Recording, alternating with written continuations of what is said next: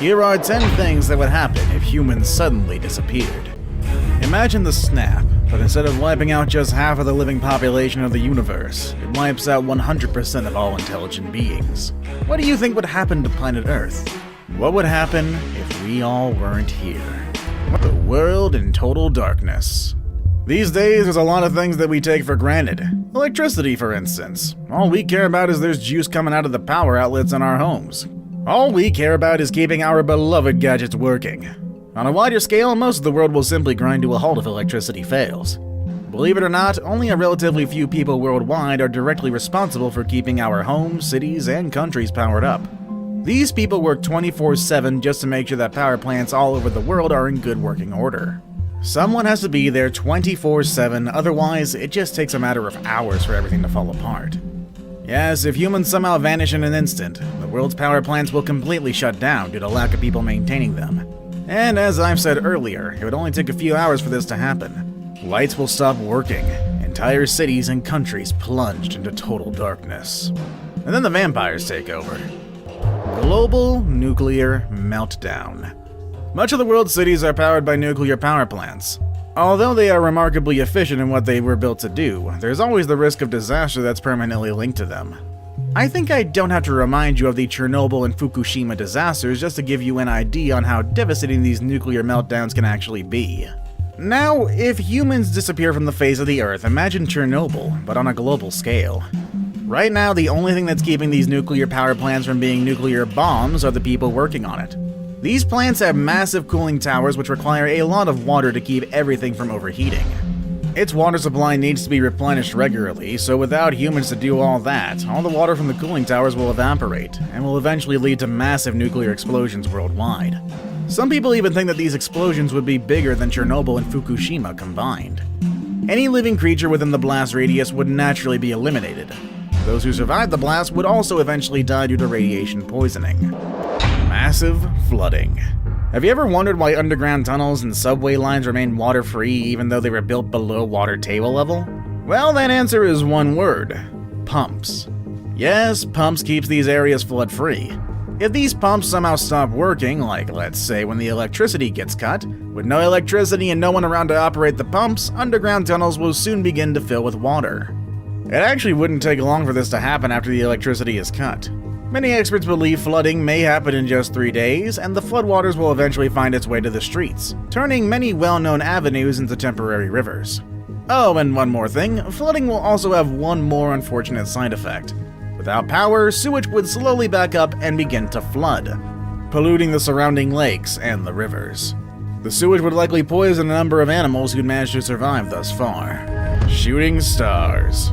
Shooting stars are some of the most amazing things that you can see in the night sky. They are extremely rare as well, so consider yourself lucky if you see one and make a wish. But in a world without humans, experts think that would happen more commonly. The thing is, instead of being tiny meteorites burning up as it enters the Earth's atmosphere, they'll be made out of chunks of metal, junk, and old satellites that we sent out over the years. Experts all agree that in about a year into the world's existence without humans, the night sky will begin to look very different as satellites begin to fall. Thousands of objects sent by man into orbit will slowly start to fall over the course of several years, appearing like shooting stars in the sky. Some of the furthest satellites could continue to orbit for decades before eventually falling back to Earth. Don't get me wrong, old satellites fall back to Earth even now, but they are few and far in between because most satellites on Earth's orbit are actually working and are maintained either by people here on the ground or by astronauts sent up there periodically. Mother Nature reclaims what is hers. Around 25 years after humans disappear from the face of the Earth, Mother Nature would have already claimed what's hers.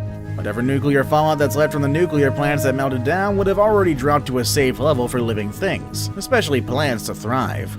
Without maintenance workers to regularly clean them out, the once paved streets and highways will soon be overrun with vegetation.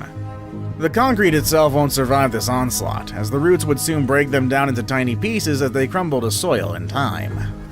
Steel structures start to crumble. Steel is such an amazing material. City skylines wouldn't be as magnificent as it is today without steel. I mean, can you imagine a world without the Eiffel Tower and the Golden Gate Bridge? No. Well, neither can I. But the fact is, steel structures aren't going to last forever, especially without regular maintenance. Steel does deteriorate, especially when left out in the elements without protection. Although admittedly, any structure made of steel can remain standing for a very long time. But one thing is definite, it's not going to stand there forever. Experts believe that around 300 years after humans, structures made out of metal and steel would have degraded over time and would have simply crumbled to the ground. The decline of domesticated animals. Only a few weeks after we disappear from the face of the earth, many of our domesticated animals and pets will succumb to starvation and dehydration. Very sad, I know, but these are just kind of the facts that we have here. Most likely, many of our furry and feathered friends would be locked up in our homes in their cages or in barns when the human race dies out. And without having no one to attend to them, these animals that we bred for our leisure or enterprise will kick the bucket because they'd have no means to sustain or feed themselves. The smart ones that may find a way out of our homes may survive a few days longer. But these domestic breeds of pets, especially the smaller ones like your aunt's Chihuahua or your frisky little terrier, will end up being on the menu of a much larger predatory wildlife that may have already encroached upon places that humans used to occupy.